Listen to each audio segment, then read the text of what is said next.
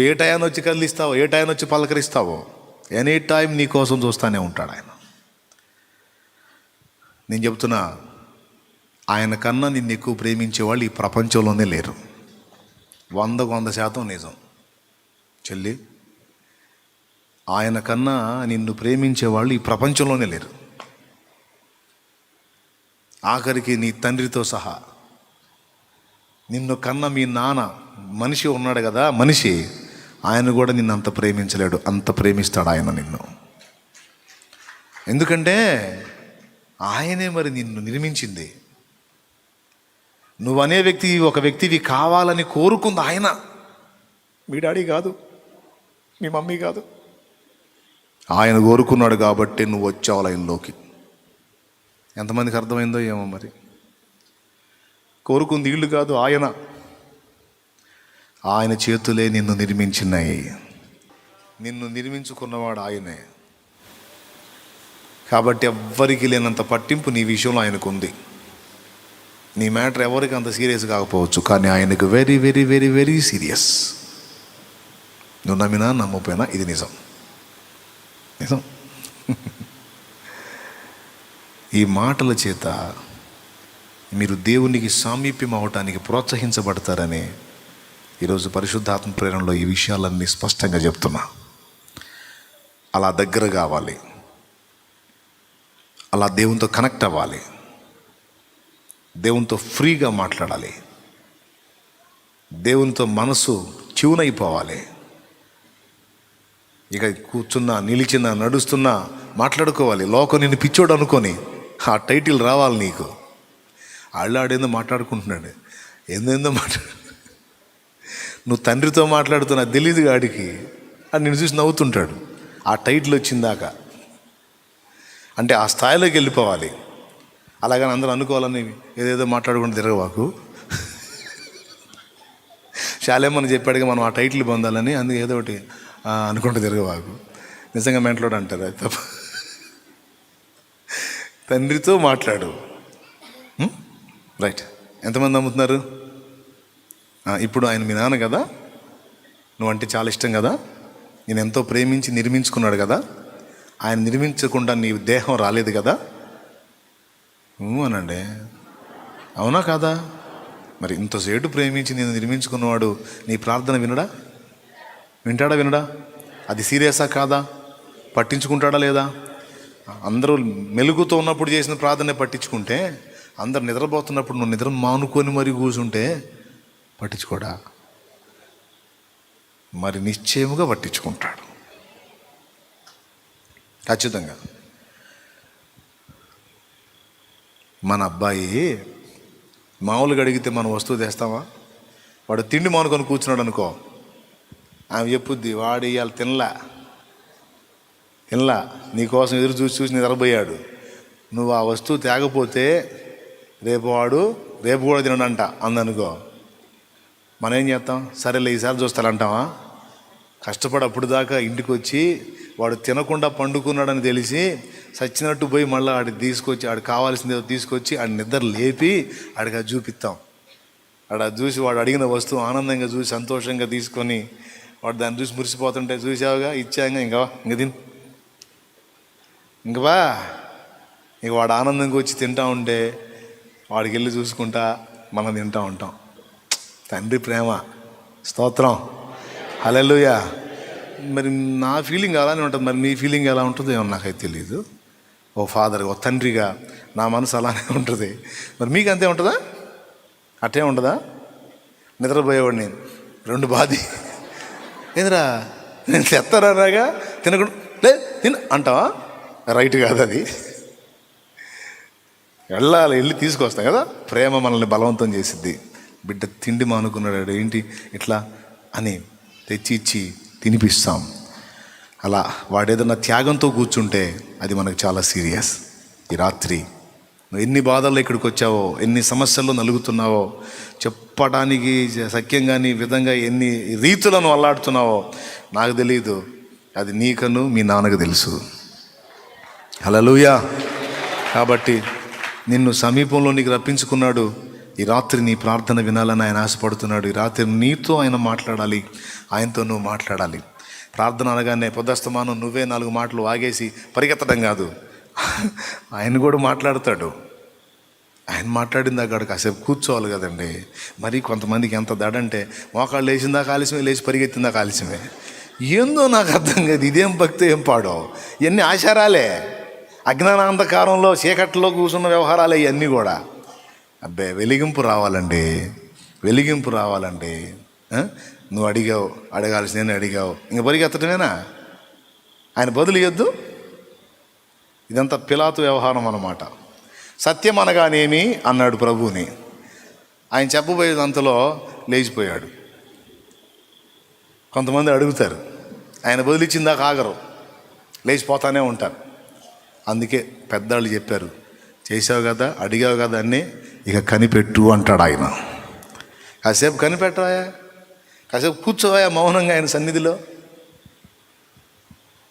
అంత ప్రశాంతత ఎవరుకుంది? అంత దడ ఆయాసంలాగా పరిగెత్తుతూ ఉంటారు. స్తోత్రం. భక్తి భక్తిలాగా చేయాలండి. ఆత్మీయత ఆత్మీయతలాగానే సాధన చేయాలి. నీతో మాట్లాడాడు ఆయన. నీవు నా బిడ్డవి, నా కుమారుడివి, నా కుమార్తెవి, నేను నీ తండ్రిని. నా దగ్గరికి నీవు స్వేచ్ఛగా రావాలి, స్వతంత్రంగా రావాలి. నాతో నువ్వు గడపాలి, నీతో నేను గడపాలి. ఒక ఆచారం, ఒక చట్టంలో నువ్వు ఉండొద్దు. నాతో ఫ్రీగా ఉండు అని ఆయన నిన్ను పిలుస్తున్నాడు. నీకు నేర్పడానికే తీసుకొచ్చాడు. లాస్ట్ మాట ఒక్కటే, నేను నీ తండ్రిని అని నీకు అర్థమైందా? నువ్వు గుర్తిస్తున్నావా? నువ్వు నిజంగా నమ్ముతున్నావా? అయితే నేను నిన్ను ప్రేమిస్తున్నాను, నేను నిన్ను ద్వేషించట్లేదు. 100% నేను నిన్ను ప్రేమిస్తున్నాను. నిన్ను ప్రేమించే నేను, నీ తండ్రినైనా నేను, నీ కీడు కోరతానా మేలు కోరతానా అని అడుగుతున్నాడు ఆయన. చివరి మాట చెప్పండి. నా తండ్రివయ్యా నువ్వు అన్నావు, ఓకే, నీ తండ్రిని అయినందున నిన్ను ప్రేమిస్తానా ద్వేషిస్తానా? రైట్, ప్రేమిస్తావు. నిన్ను ప్రేమించే నేను నీ కీడు కోరతానా నీ మేలు కోరతానా? ఎన్ని % కోరతాను? 20%, 30%, 30%? నీ మేలు కోరేది 50%? పోనీ 70%? నో, 100కి 100%. నీ మంచినే కోరతాను, నీ క్షేమాన్నే కోరతాను, నీ అభ్యున్నతనే కోరతాను. నీ కీడు కోరను కదా. ఎందుకంటే నేను నిన్ను ప్రేమిస్తున్నాను. నా ప్రేమ నిజమని నువ్వు నమ్మితే దేనికి భయపడొద్దు అంటున్నాడు ఆయన. ప్రజెంట్ నువ్వు ఉన్న సిచ్యువేషన్కి అస్సలు భయపడొద్దు. నన్ను నమ్ముతున్నావుగా, తండ్రి అని నా మీద భరోసా ఉంచావుగా, నేను చూసుకుంటా, రిలాక్స్, నువ్వు హ్యాపీగా ఉండు అంటున్నాడు ఆయన. ఇక నీ ముఖం వికారం చేసుకోవద్దు, కుమిలిపోవద్దు, గందరగోళం అవ్వద్దు, గుండెలో భయం రానియొద్దు. నేనున్నా, నీ పక్షంగా నా హస్తం ఉంది అంటున్నాడు ఆయన. నిజంగా నమ్మితే relax. Amen, amen, amen. Relax, అంతే. నెంబర్ 2, నా పవర్ తెలుసు కదా నీకు. నా శక్తిని నమ్ముతున్నావా? నా బలం ఎంతో తెలుసు కదా నీకు. నిజంగా నా బలం తెలిస్తే ఇంక నీకు టెన్షన్ ఉండదు. నా కోసం ఆయన ఏ కార్యమైనా చేయగలుగుతాడు. దేవుని బలాన్ని గురించి మనకు లేఖనం అంతా సాక్ష్యం ఇచ్చింది. సో మీ నాన్న బలవంతుడు, మీ నాన్న జ్ఞానవంతుడు, మీ నాన్నకు నువ్వంటే పిచ్చి ప్రేమ. దీన్ని బట్టి నువ్వే ఒక నిర్ణయానికి రా. మీ నాన్న నీ సహవాసాన్ని, నీ సన్నిధిని కోరుతున్నాడు.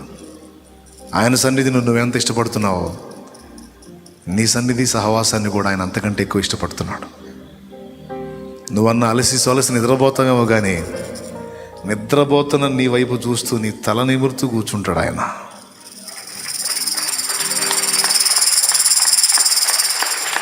ఈ ప్రపంచంలో మనం పుట్టగానే మనల్ని ఎవరు ముద్దు పెట్టుకుంటారండి? అమ్మ కడుపులో ఉన్నప్పుడే ఎన్ని వందల ముద్దులు పెట్టాడో నీకు ఆయన.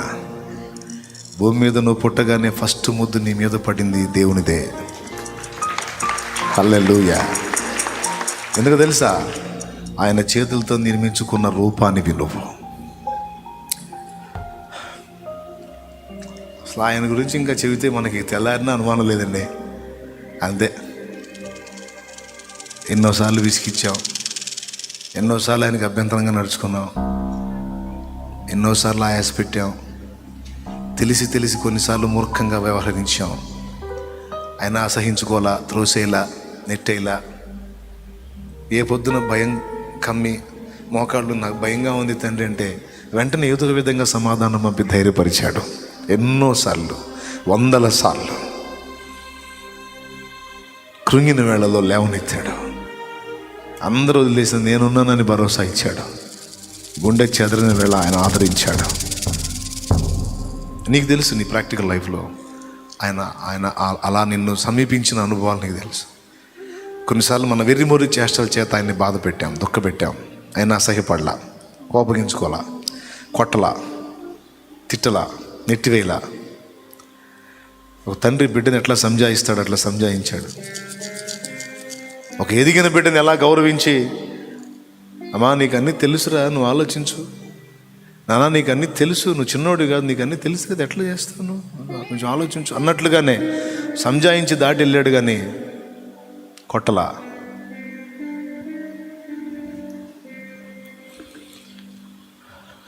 అర్థం చేసుకో, ఆయన బాధ పెట్టకూడదు అని కంట్రోల్ అవ్వు. ఆయన నన్ను కొడతాడని తప్పులు మానటం కాదు, రైట్ కాదు. తెలియనప్పుడు నేను తేడా పడ్డానంటే అర్థం ఉంది, కానీ తెలిసి నేను ఆయన్ని బాధ పెట్టకూడదు. నేను తేడా పడితే కొడతాడని భయం కాదు, కానీ బాధపడతాడు. నేను బాధ పెట్టకూడదు. ఆయన నన్ను బట్టి సంతోషపడాలి, ఆయన నన్ను బట్టి తృప్తి చెందాలి, ఆయన నన్ను బట్టి ఆనందపడాలి. ఆ విధంగా నేను నడుచుకోవాలి. 2 చేతులు ఎత్తి కళ్ళు మూసి, కొన్నిసార్లు నేను నా చర్యల చేత నిన్ను బాధ పెట్టాను, నా అజ్ఞానం చేత నిన్ను క్షోభకు గురి చేశాను తండ్రి. నీ ప్రేమను అర్థం చేసుకోలేకపోయినా నన్ను క్షమించు. అందరం ప్రార్థన చేద్దామా? చేతులు ఎత్తి నిండు మనసుతో. రక్షింపబడిన వాళ్ళు అడగండి, నాయన రక్షింపబడి కూడా కొన్నిసార్లు నిన్ను అభ్యంతర పెట్టాను, బాధ పెట్టాను. నా తండ్రివి నువ్వు, ఈరోజు కూడా నన్ను ధైర్యపరుస్తున్నావు, నువ్వు ఈ క్షణాన్ని కూడా నన్ను ప్రోత్సహిస్తున్నావు. నా దగ్గర నీకెంతో చనువు ఉంది తల్లి అని నన్ను ఆహ్వానిస్తున్నావు, చనువు ఉంది నా కుమారుడు అని నన్ను పిలుస్తున్నావు దేవా, నీకు స్తోత్రం నాయన అంటూ కళ్ళు మూసి చేతులు పైకెత్తి ప్రభుని మనసారా స్తుతిస్తూ క్షమాపణ వేడుకుందాం. నా చర్యలన్నిట నీకు దుఃఖం కలిగించిన ప్రతి తప్పుని, పాపమును, దోషమును ఒప్పుకుంటున్నాను దేవా.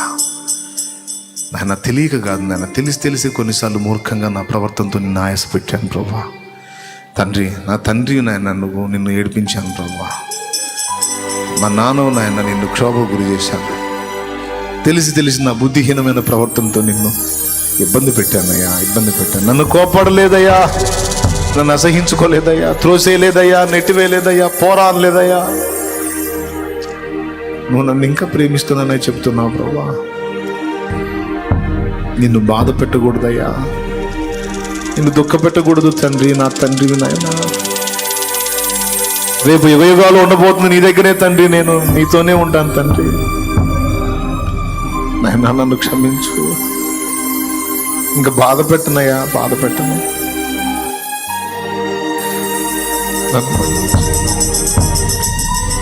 నా శరీర కార్యాల వల్ల నువ్వు బాధపడుతున్నావు. కొన్ని నీ మాటలకు అవిధేయత చూపాను, కొన్ని విషయాల్లో తెలిసి పొరపాటు పడ్డాను ప్రభు. నా మూర్ఖ చేష్టలను మన్నించు, నన్ను అసహించుకోకయ్యా. మా అయ్యవు కదా నువ్వు, మా నాన్నవు కదా, మా తండ్రివి కదా. నేను బాధ పెట్టనులేయా, నేను సరి చేసుకుంటా దేవా, సరి చేసుకుంటా, చక్కదిద్దుకుంటా తండ్రి. నూతనపరచబడతాను తండ్రి. నువ్వే కావాలి తండ్రి, నాకు నువ్వే కావాలి. నీతోనే జీవితం కావాలి తండ్రి. ఎన్నెన్నో మనోహర దృశ్యాలు చూశాను, అంత మాయే కదా. ఎన్నెన్నో మనోహర దృశ్యాలు చూచిన అంత మాయయ్యా. జలమా జీవ జలమా, జలమా జీవ జలమా, నీ నదిలో అనుదినము నన్ను ఉంచుమా. నీ నదిలో అనుదినము నన్ను ఉంచుమా. నీ సన్నిధే పెన్నిది దేవా. ప్రేమగల తండ్రి, నీ పాద సన్నిధిని ఎంతమంది కన్నీళ్లతో నీ వైపు మళ్ళుకున్నారో, తమ తప్పులను గుర్తు చేసుకొని పశ్చాత్తాపతులై క్షమాపణ కోరుకుంటున్నారో, వారిని, నన్ను, మా అందరినీ నీ కృపతో క్షమించుతండి. నాయన, నీకు మాకున్న అనుబంధాన్ని మళ్ళొక్కసారి వివరించి, అజ్ఞానంలో అంధకారంలో ఉండకండి, ఈ పాయింట్లో వెలిగించబడండి అని ఒక ముఖ్య సందేశాన్ని మాకు ఇచ్చాం. ప్రతి అంశాన్ని గురించి స్పష్టత కలిగి ఉండండి, అన్నిటిని అడిగడిగి తెలుసుకోండి అని. అన్ని జనుల వల్ల అజ్ఞానాంధకారంలో ఉండకుండా జ్ఞానవంతులై నడుచుకోండి అని ఈరోజు మాకు బోధించావు తండ్రి. నీకు వందనాలు అయ్యా. చాలా విషయాల్లో మేము నీ కృప పొందుకొని వెలిగించబడ్డాం. ఈరోజు ఈ విషయంలో కూడా మళ్ళీ ఒక్కసారి మమ్మల్ని వెలిగించినందుకు నీకు మనసారా కృతజ్ఞతలు చెల్లిస్తున్నాం. బిజీ అయిపోయాం, నీకు టైం ఇవ్వలేనంత బిజీ అయిపోయాం, నీ సన్నిధిని గడపలేనంత బిజీ అయిపోయాం. మా కోసం నువ్వు ఎదురు చూసినా నీకు అందుబాటులోకి రాలేనంత బిజీ అయిపోయాం. ఏమీ లేనప్పుడు నీ పాదాల దగ్గరే కాచుకున్నాం. ఈరోజు నువ్వు అన్నీ ఇచ్చిన తర్వాత నిన్ను పక్కన పెట్టి వ్యర్థత కొరకు పరిగెత్తుతున్నాం. సాధించిందేమో తెలియదు కానీ వేదనలు ఎక్కువైపోయినాయి. ప్రభు క్షమించు, క్షమించు. నీ సన్నిధే చాలు ప్రభు, నీ సహవాసమే కావాలి ప్రభు. అశ్రద్ధ చేశాం తండ్రి, క్షమించు. నీ ప్రేమను పొందుకున్నట్టే కానీ మా ప్రేమను నీకు చూపునట్లు, మేము నీ తట్టు ఆకర్షింపబడినట్లు మమ్మల్ని అనుగ్రహించు ప్రభు.